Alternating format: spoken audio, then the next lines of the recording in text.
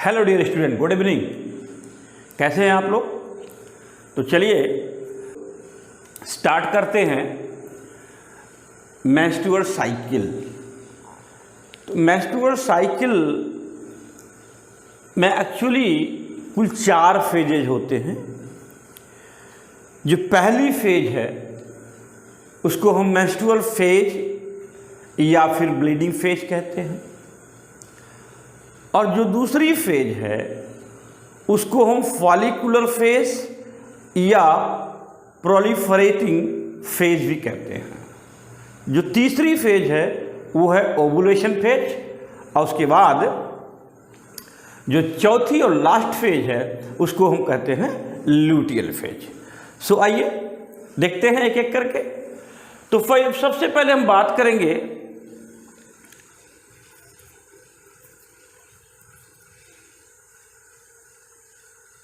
Menstrual phase या फिर bleeding phase की।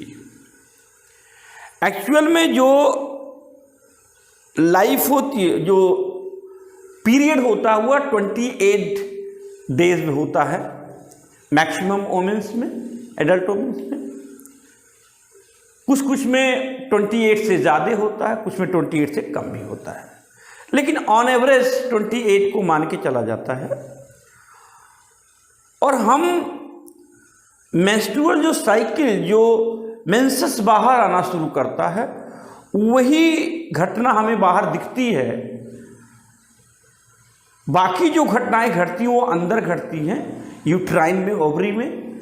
सो इसलिए उनकी जगह पर जैसे ही मेंसेस बाहर आते हैं उसको हम फर्स्ट डे से गिनना शुरू करते हैं। उसको उसी से हम फर्स्ट डे गिनना शुरू करते हैं। तो उसी के अकॉर्डिंग हम पूरा डाटा हम लोग रिप्रेजेंट करते हैं या किया गया है। तो मेंस्ट्रुअल फेज का पहला जो लक्षण है वो क्या होगा?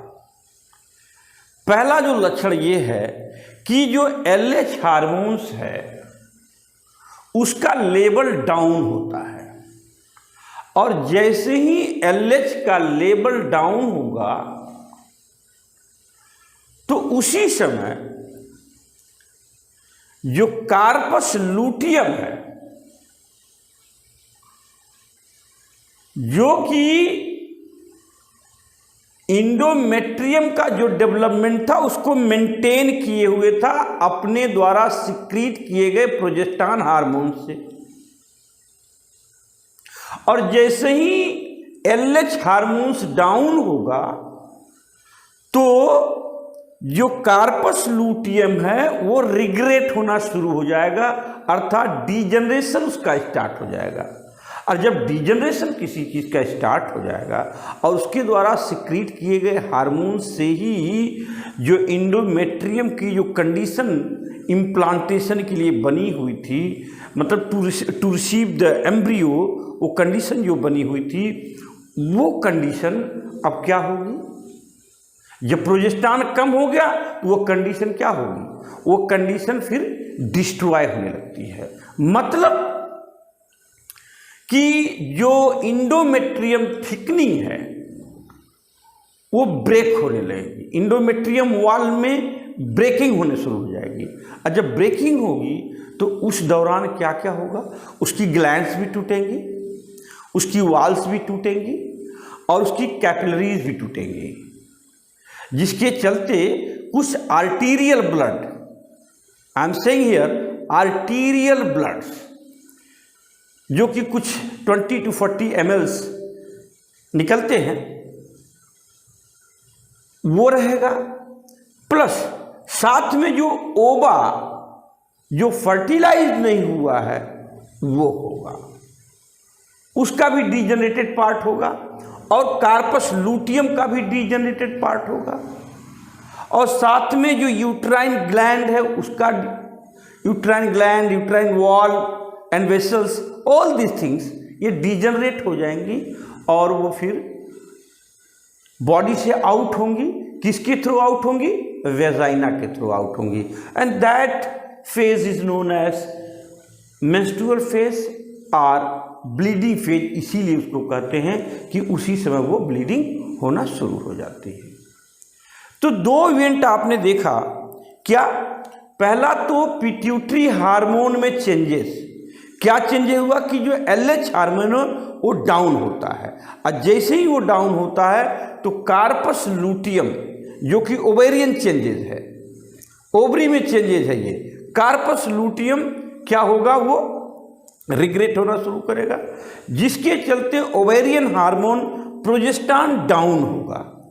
और जब प्रोजेस्टेरॉन डाउन होगा तो जो उसकी सुरक्षा कर रहा था, जो एंडोमेट्रियम इम्प्लांटेशन के लिए तैयार थी, उसको अब वो क्या करेगा, वो भी डिस्ट्रॉय होना शुरू करेगा, ब्रेक करना शुरू करेगा, जिसके चलते कचरा निकलता है। और उसके साथ में क्या क्या होता है, उसमें ब्लड होते हैं, ब्लड कैपिलरीज होती हैं, और डिजेनरेटेड ओबम होता है, डिजेनरेटेड आपका कार्पस लूटियम होता है, ये सब के सब बाहर निकलते हैं, जिसको हम ब्लीडिंग फेज के रूप में जानते हैं। और इसका जो टाइमिंग होता है वो 3 to 5 डेज होता है। ये कहाँ से काउंटिंग है, जिस दिन जो ब्लीडिंग स्टार्ट होती है उसके पहले दिन से लेकर के 5 दिन तक इसको माना जाता है कि ये रहता है। कुछ कुछ लेडीज में 3 दिन रहता है, कुछ और अधिकांशतः क्या होता है, जिस दिन स्टार्ट होता है मेंस्ट्रुअल साइकिल, उस दिन ब्लीडिंग जिस दिन स्टार्ट होगी उस दिन से लेके 5वें दिन तक रहेगा। तो now see what is the second phase, that is the follicular development और प्रोलिफरेशन फेज। जैसा कि नाम बता रहा है, दो चीजें हैं इसमें, दोनों नाम से इसको जाना जाता है, फॉलिकुलर डेवलपमेंट भी कहा जाता है और इसे प्रोलिफरेशन फेज भी कहा जाता है। अगर फॉलिकुलर डेवलपमेंट की बात करूं तो इसका मतलब कि इस स्टेज में, जिस स्टेज का जो टाइमिंग है, जो ब्लीडिंग है, ब्लीडिंग के 6वें दिन से लेकर के 13वें दिन तक ऑन एवरेज मान लिया जाता है, तो उस केस में क्या होगा कि फॉलिकुलर डेवलपमेंट होगा। अब फॉलिकुलर डेवलपमेंट के लिए चाहिए क्या, आपको चाहिए FSH, जो फॉलिकुलर स्टिमुलेटिंग हार्मोन जिसका नाम है। अब ये फॉलिकुलर स्टिमुलेटिंग हार्मोन्स क्या करेगा कि ये फॉलिकल को डेवलप होने में मदद करेगा, जिसमें हम प्राइमरी फॉलिकल बनती है, सेकेंडरी फॉलिकल बनती है, टर्शियरी फॉलिकल बनती है।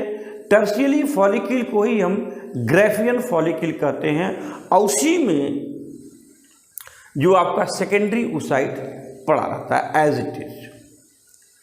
तो जैसे ही ये फॉलिकुलर डेवलपमेंट होता है तो तुरंत जो फॉलिकल होती है वो एक ओवेरियन हार्मोन को सिक्रीट करती है, and that is estrogen hormone. अब ये एस्ट्रोजन हार्मोन जो फॉलिकल के द्वारा सिक्रीट किए जाएंगे, वह एस्ट्रोजन हार्मोन तत्काल इंडोमेट्रियम की वॉल को प्रमोट करता है। किस लिए? प्रोलिफरेशन के लिए। प्रोलिफरेशन इन द सेंस कि उसमें माइटोसिस होना शुरू करेगी, नंबर ऑफ सेल्स बढ़ना शुरू करेंगी, जिससे एंडोमेट्रियम की जो थिकनेस है वो बढ़ना शुरू कर देती है। और उसी के साथ जब सेल नंबर बढ़ेंगे तो कैपिलरीज भी बढ़ेंगी, और उसी दौरान क्या होगा कि कुछ ग्लैंड्स, यूट्राइन ग्लैंड्स ही बनती हैं। मतलब कि इसी फेज में जो इंडोमेट्रियम है वो हाईली वैस्कुलराइज्ड हो जाती है, और उसमें क्या होंगे, ग्लैंडुलर भी हो जाएंगे। मतलब ग्लैंड्स ही बन जाती हैं, जो ग्लैंड यूट्राइन मिल्क को सिक्रीट करती रहती हैं। तो ये फेज 6 से लेकर के 13 डे तक होती हैं। इसमें मुख्य रूप से 2 घटनाएं घटती हैं। पहला क्या होता है कि इसमें FSH जो पिट्यूटरी हार्मोन है वो रेज करेगा। कब रेज? जैसे ही वो रेज करेगा उसका सिक्रीशन बढ़ेगा, तो जो आपकी फॉलिकल्स हैं उनमें डेवलपमेंट होना शुरू कर देगा।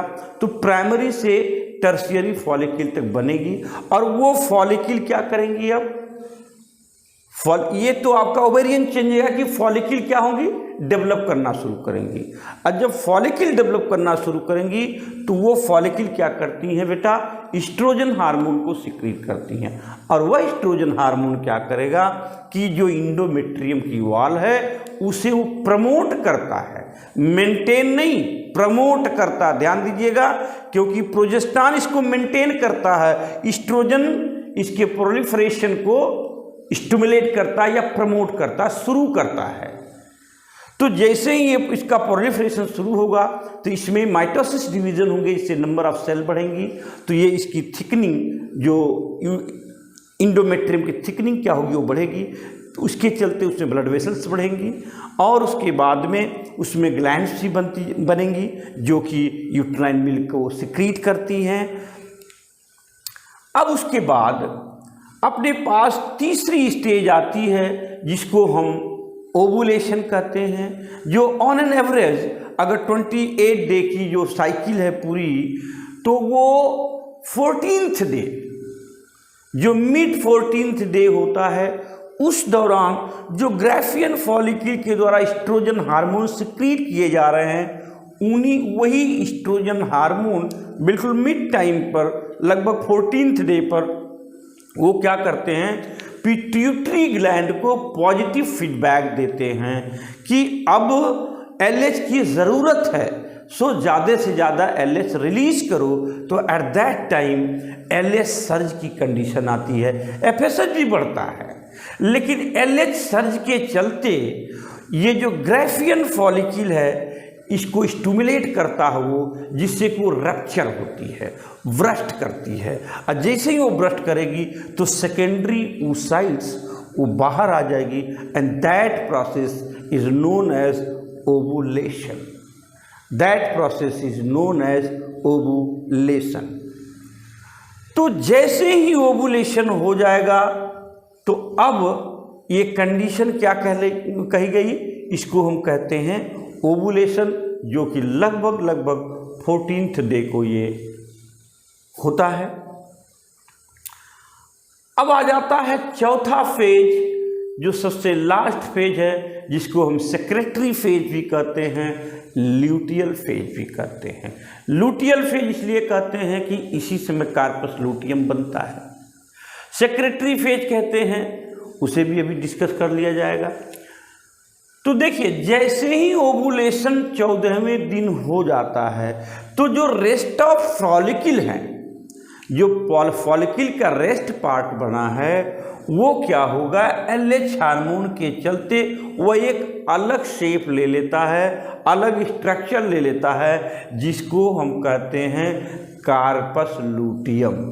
अब ये कार्पस लूटियम क्या करेगा कि ये इसी जैसे ही ये कार्पस लूटियम बनेगा तो उस समय ओवेरियन हार्मोन का सिक्रीशन जो लेवल है उसमें विशेष तौर से प्रोजेस्टेरॉन हार्मोन का लेवल बढ़ जाता है। क्यों बढ़ता है, क्योंकि अब इसे लगने लगता है कि आने वाला ओवा वो इम्प्लांट होगा एम्ब्रियो बन करके, तो इसलिए इसकी तैयारी को मेंटेन रखा जाए। किसकी, इंडोमेट्रियम की वॉल, जो कि प्रोलिफरेशन फेज में एस्ट्रोजन के चलते स्टार्ट हुई थी, उसकी कंडीशन को मेंटेन करने का काम, एज इट इज़ बनाए रखने का काम, इम्प्लांटेशन के लायक बनाए रखने के लिए प्रोजेस्टेरॉन अपना काम शुरू कर देता है। अगर किसी कारणवश एग फर्टिलाइज नहीं हुआ, तो उस केस में क्या होगा कि ये जो आपका कार्पस लूटियम है, उसके बाद धीरे धीरे क्या होगा कि प्रोजेस्टेरॉन बिल्कुल डाउन होना शुरू कर देगा, एस्ट्रोजन भी डाउन होना शुरू कर देगा। क्यों, क्योंकि कार्पस लूटियम वो डीजनरेट होने लगेगा। क्या करने लगेगा, डीजनरेट। कब डीजनरेट करेगा, जब ओवम फर्टिलाइज नहीं होगा। और जैसे ही डीजनरेट करेगा तो प्रोजेस्टेरॉन का लेवल बहुत तेज़ी के साथ में डाउन जाता है, जिसके कारण जो मेंटेनेंस था एंडोमेट्रियम का वो उसी के जिम्मे था, और जब स्वयं वो कम होने लगा तो एंडोमेट्रियम का मेंटेनेंस भी लूज होने लगेगा। अर्थात उस समय धीरे धीरे 21वें या 22वें दिन से जो एंडोमेट्रियम की वॉल है वो डैमेज होना शुरू कर देगी, जिसके चलते उसकी कैपिलरीज भी डैमेज होंगी, उसकी ग्लैंड भी डैमेज होंगी, और जो ग्लैंड थी वो भी डैमेज होना शुरू कर, उससे म्यूकस निकलते हैं, और जो ओवा है वह भी डीजनरेट हो जाएगा, कार्पस लूटियम भी डीजनरेट हो जाएगा, और इस प्रकार से नेक्स्ट साइकिल की शुरुआत हो जाती है। ओके, आज यहीं समाप्त करते हैं, और आप सभी से रिक्वेस्ट करते हैं कि प्लीज़ मेरे चैनल को सब्सक्राइब करिए, इसे आगे बढ़ाइए, गांव-गांव तक जाए, लोगों को इसका लाभ मिले। धन्यवाद।